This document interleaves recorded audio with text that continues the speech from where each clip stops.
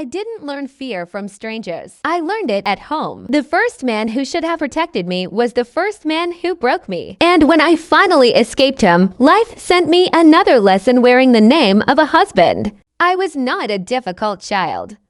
I was quiet. I listened more than I spoke. But for my father, my silence was never enough. From childhood, he carried anger in his eyes whenever he looked at me. I don't remember him holding my hand, but I remember hiding from his footsteps. His voice was loud, and his patience was small. Sometimes he punished me without reason, and sometimes the reason didn't matter.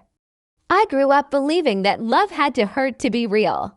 As a little girl, I watched other children run to their fathers. I watched them laugh, feel safe, feel wanted. I never asked why I didn't have that. Deep inside, I accepted that maybe I was born wrong. Maybe I deserved this distance. Maybe I deserved the pain. Years passed, and I became a woman who smiled outside and carried wounds inside. When my marriage was decided, I believed it was my escape. I told myself, this is where my life will change. I thought love would finally choose me. I thought kindness would finally stay, but life repeated itself. My husband didn't hate me loudly like my father did. His pain came quietly, through doubt, through control, through cold silence.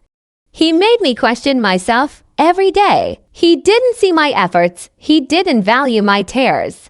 Slowly, I realized something painful when you grow up in hurt. You confuse familiarity with love. I tried harder. I stayed quiet. I adjusted. I explained myself again and again, but no matter how much I gave, I was never enough.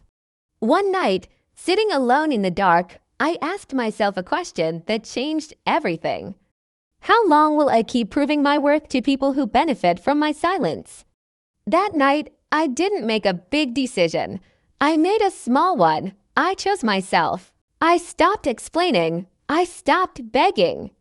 I stopped waiting for apologies that would never come. I focused on healing instead of hoping.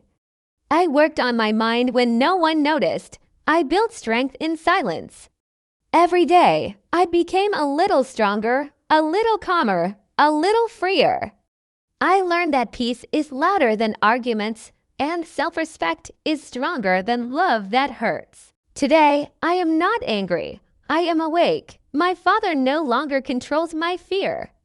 My husband no longer controls my value. I didn't hurt them back. I didn't need to.